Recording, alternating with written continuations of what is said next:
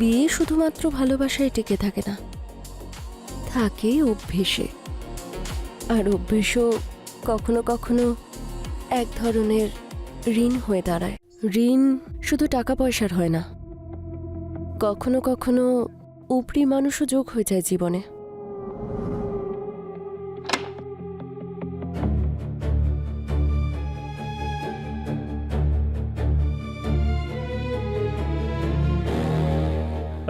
এটা কি গণেশ বাবুর বাড়ি? হ্যাঁ, কিন্তু উনি এখন বাড়িতে নেই। আমি ব্যাংক থেকে এসেছি, লোন রিকভারি ডিপার্টমেন্ট থেকে। অ্যাকচুয়ালি 3 মাসের ইএমআই পেন্ডিং রয়েছে। ও হ্যাঁ, ওই আই এম সো সরি। আপনি বাইরে কেন দাঁড়িয়ে আছেন? প্লিজ ভেতরে আসুন।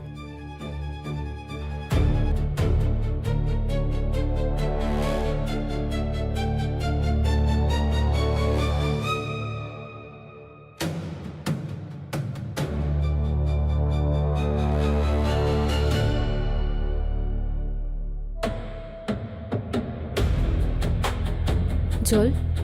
Thank you.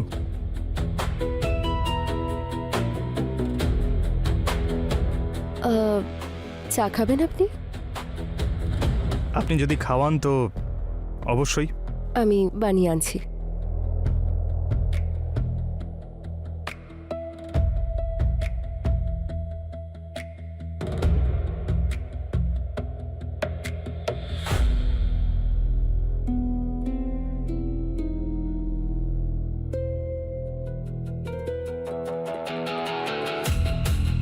লোনের টাকা আর মজা দুটোই রিকভার করতে পারবো। হায়, দারুণ মাল। কিছু মানুষ শুধু টাকা পয়সা নয়, সব কিছু ছিনিয়ে নিতে আসে। আমি এটা বুঝতে পারছি না যে ও ইএমআই এর হিসেব নিতে এসছে নাকি আমার জীবনের।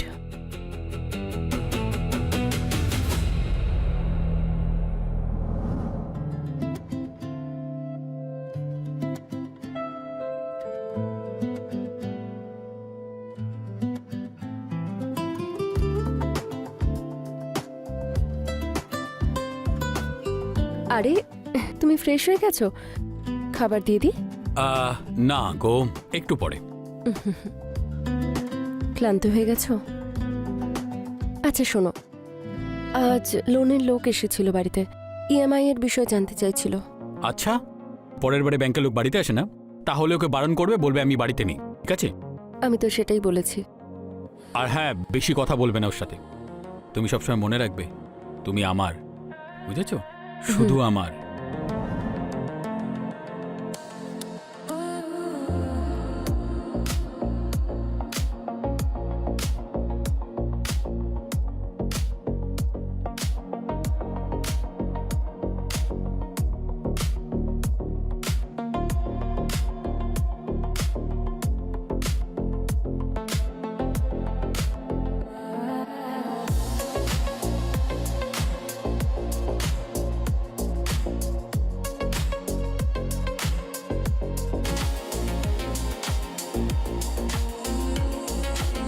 বিয়ে শুধুমাত্র ভালোবাসায় টিকে থাকে না, থাকে অভ্যেসে। আর অভ্যেসও কখনো কখনো এক ধরনের ঋণ হয়ে দাঁড়ায়।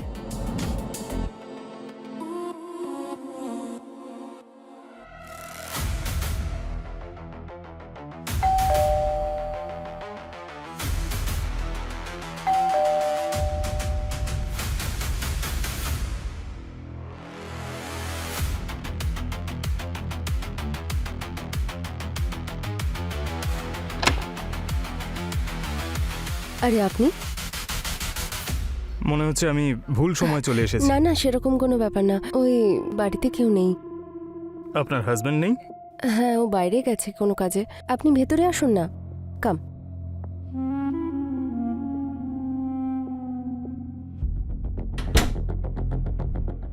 কখনো কখনো মানুষের এরকম কেস পাওয়া উচিত। আরে, পড়ে গেছিলেন নাকি আপনি?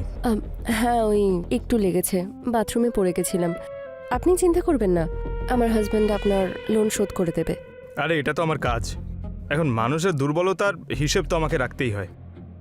আর আপনার মতো সুন্দরীর ওপর এই দাগটা ভালো দেখাচ্ছে না। You deserve better. সেদিন প্রথমবার আমার মনে হলো যেই লোকটা শুধু টাকা আদায় করতেই আসে না, অন্য কিছুও পাওয়ার জন্য আসে।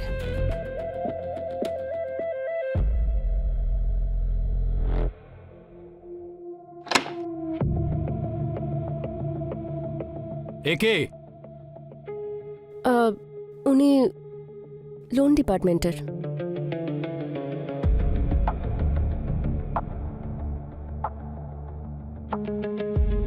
কফিটা দাও, কফিটা দাও। বুঝতে পারছি, কখনো কখনো মানুষের ক্যাপাসিটি কম পড়ে যায়, আর যদি হিসেব সময় মতো না হয় তাহলে অনেক কিছুই হাতছাড়া হয়ে যায়।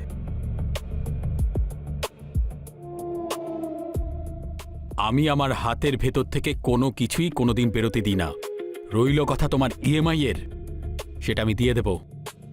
এখন তুমি এখান থেকে যেতে পারো। ঠিক আছে, কাল আবার দেখা হচ্ছে, হয়তো আপনি অন্য কোনো পথ খুঁজে পাবেন। গেট ওইদিকে।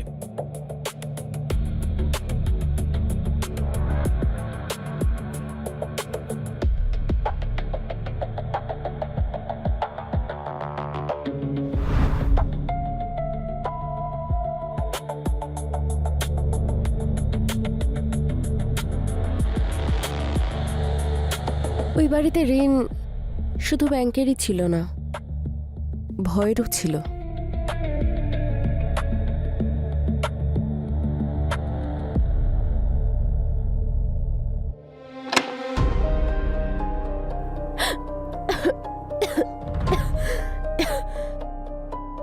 এই বাড়িটা কার?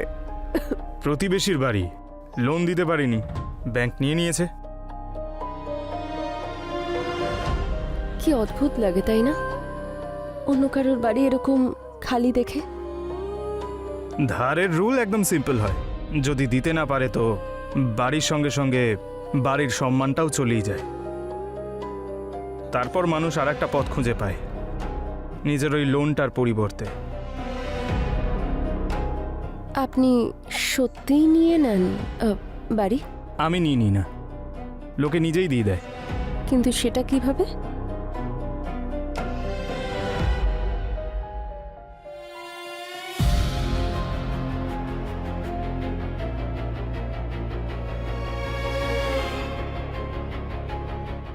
শুধু একটু বুঝতে হয় যে কখনো কখনো হার মেনে নেওয়াই ঠিক, ওটাই শান্তির।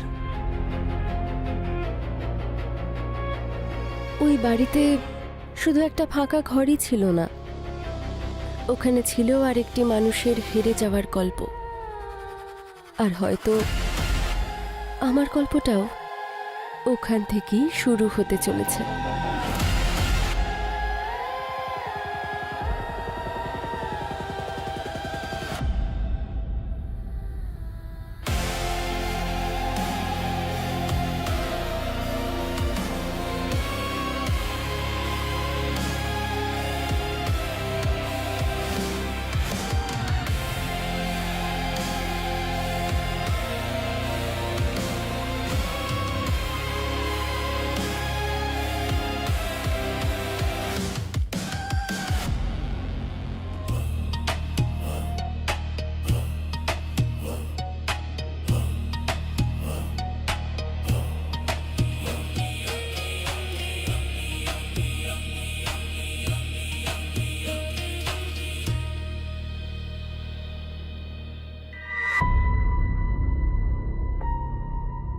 নতুন কিছু বানাওনি? প্রত্যেকদিন থাকে না নাকি?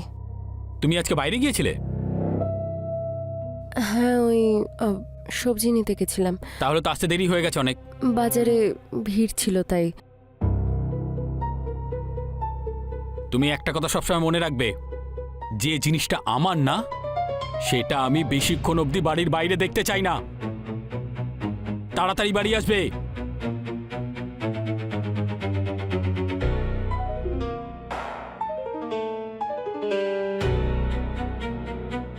এই বাড়িতে সব কিছু ওর ছিল, এমনকি আমার অসহায়তাও।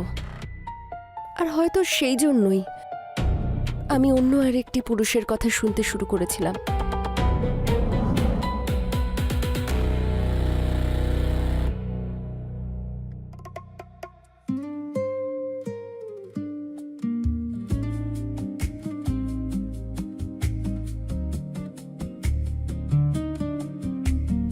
আমি ভেবেছিলাম তুমি আসবে না। সেটা হতে পারে নাকি? আপনি ডেকেছেন।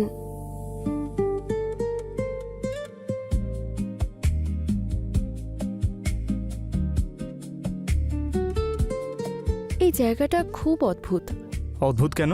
অন্য কারোর বাড়ি, আর সেই বাড়িতে আপনার কন্ট্রোল। লোনের রুল, যদি না দিতে পারো তো এটা অন্য কারোর হয়ে যায়। আর যদি কেউ অন্য পদ্ধতিতে শোধ করে দিতে চায় তখন?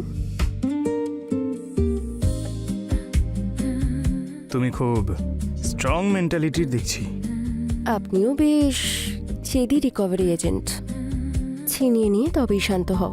মনে হচ্ছে এই রিকভারি তাড়াতাড়ি ক্লোজ হবে না। হয়তো আমিও সেটাই চাই। ওই ঘরের মধ্যে কোনো কাগজ সাইন হয়নি, কিন্তু আরও একটা ঋণের গল্প শুরু হয়ে গেছিল।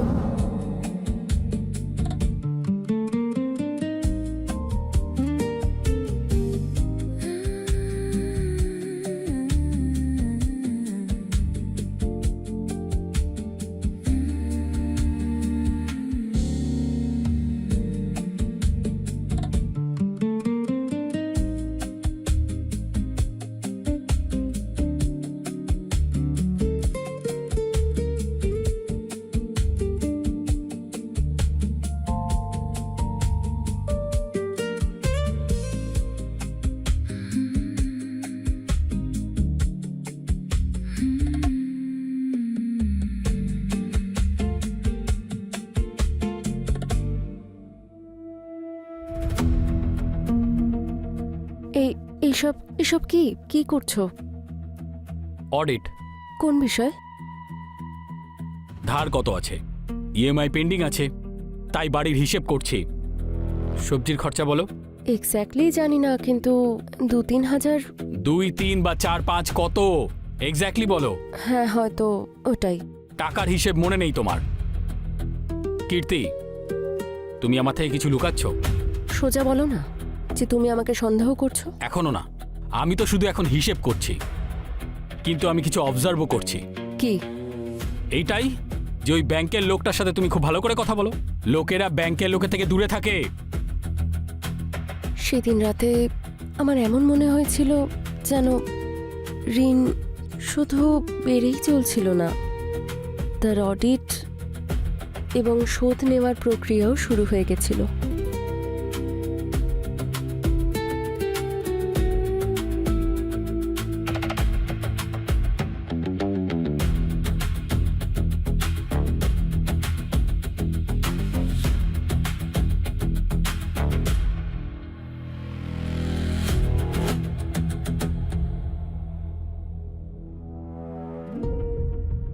আচ্ছা শোনো, আজ সন্ধ্যাবেলা একটা গেস্ট আসছে। কে?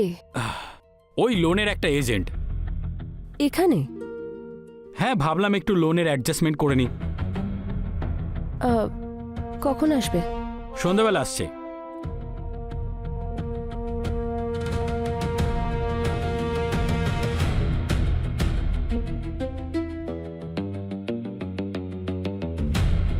তুমি চিন্তা করো না, এরকম কোনো ব্যাপার নেই। শুধু আমি ভাবলাম একটু রিকভারির সেটেলমেন্টটা করি নেই, সেই জন্য ওনাকে ডেকেছি আমি। চিন্তা করো না মানে তুমি কি বলতে চাইছো? আরে মানে কিছুই বলতে চাইছি না ভাই, এরকম কিছুই না, ঠিক আছে? তো জাস্ট টেক কেয়ার, ওকে? তোমার চা?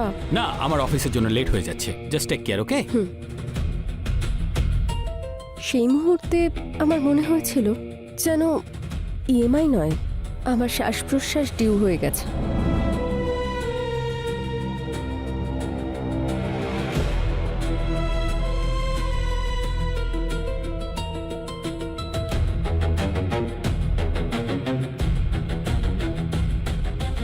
দেখুন, আপনি যদি পার্শিয়াল পেমেন্ট করে দেন তো এনপি হওয়া থেকে বেঁচে যাবেন। আমি জানি যে তোমার ইন্টারেস্ট অন্য কোথাও আছে।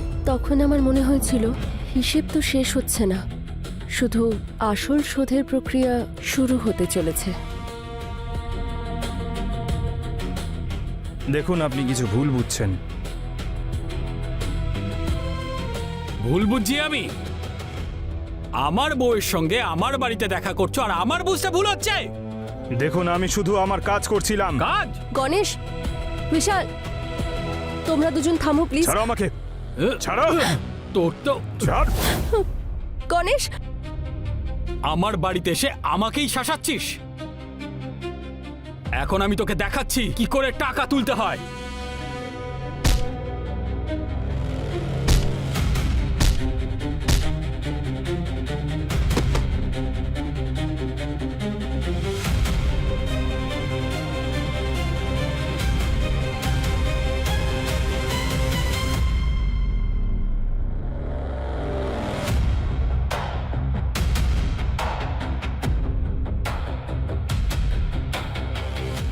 গণেশ, ও তো আর উঠছে না, ওর নিঃশ্বাসও চলছে না।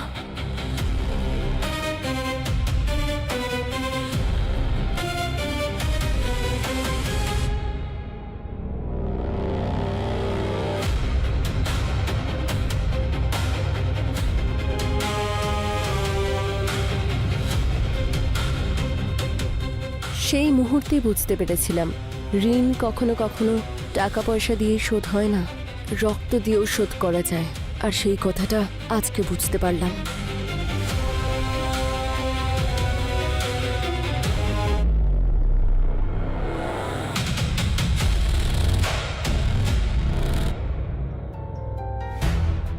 অ্যাট লাস্ট লোন অ্যাকাউন্ট শেষ হয়ে গেছে। কিভাবে?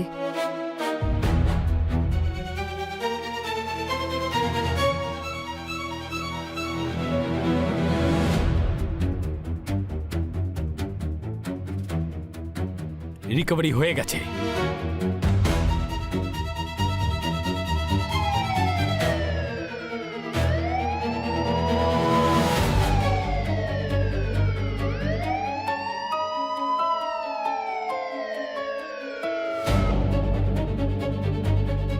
ঋণ শুধু টাকা পয়সারই হয় না, কখনো কখনো উপরি লোক এসেও জুড়ে যায় জীবনে।